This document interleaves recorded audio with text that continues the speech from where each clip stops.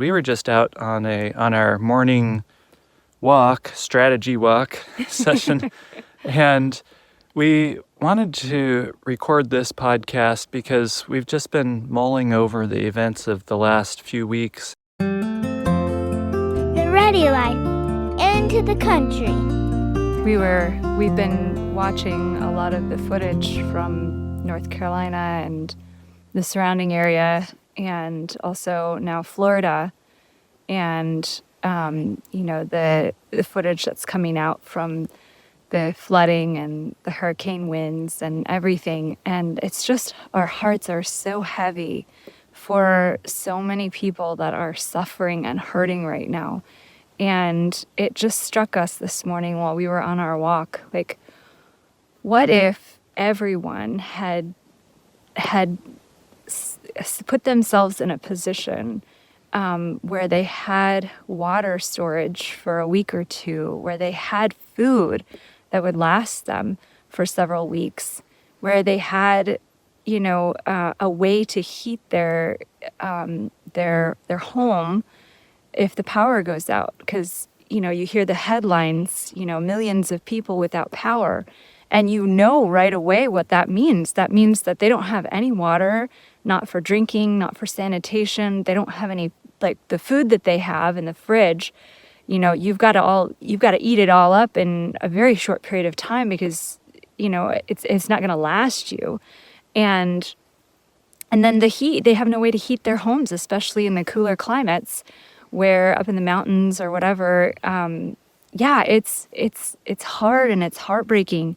But if each person had put themselves in a better position where they had water stored, where they had additional food storage that they had on hand, then when the power goes out, it's going to be, it might be inconvenient, but it's not going to be life-threatening, and they're going to be in a position to go help their neighbor get the tree off their roof, and go help the person whose house is floating down the river by saying, come on over here, I've got a place where you can get dry and warm, and we've got extra food and water.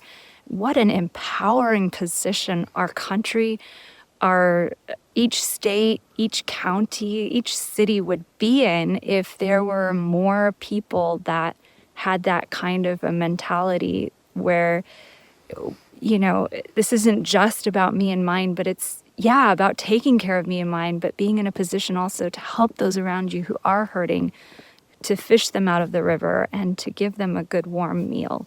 Because, I'll say the thing. It is your highest responsibility to provide for your family. And I know that might not be a popular thing for some people to hear, because it does sound good to make other people your number one focus. But we're Christians, and the Bible is very clear that number one responsibility is that family that God has given you. But like you said, how awesome it is when we can be in a position to not only provide for them, but also be able to be part of the solution for others. And the only way that you can be helping others is if your family is taken care of. How can you help starving people with a bowl of soup if you're standing in the soup lines yourself? So we are so excited. We're launching a 21-day program to help anyone wherever you're located, whatever your budget is, whatever situation you're in. We're sharing a short, practical tip each day that you're going to be able to implement to make your family more prepared. And that's kicking off next week. And we're kicking it off with a webinar and a live class that we're doing. And it's called Prepared or Scared. And it's 5 steps that anyone can take to become more prepared. And so we'd really like to encourage you to join the class. It's coming up this coming Sunday, and it's going to be at 5 o'clock Pacific, 8 o'clock Eastern, and in the evening. And we're going to be going through top 5 tips, things that you can do to become better prepared for whatever situation might arise. I mean, it's not just disasters. For a couple of days there, we had a huge strike on our hands of the longshoremen. And that was going to be a pretty devastating situation if that went on very long. And by the way, that did not get resolved. They kicked the can down the road until January. And they paid a bunch of money to the longshoremen to get them to go back to work, but they're still in negotiations, and the strike could happen all over again in January. So all kinds of things like this going on. And now is the time to do what good King Asa did in the Old Testament during a time of relative peace. He didn't just enjoy it and live in luxury and whatever. He spent his time preparing and doing what he could to prepare his people for a time of difficulty.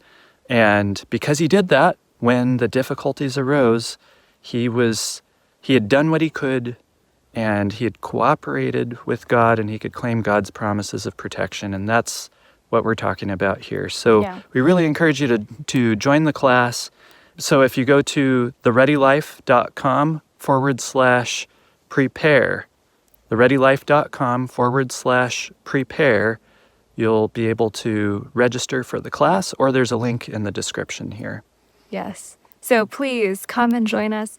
You might be feeling a little overwhelmed, like, oh, this is just something I can't financially do this thing. Well, we're going to show you strategies that will help you overcome the financial issue. You'll be shocked at what you can do with very, very little. And you may also be thinking, well, I don't have enough time to, well, these sorts of things are going to take little to no time to implement. So please come and join us this Sunday.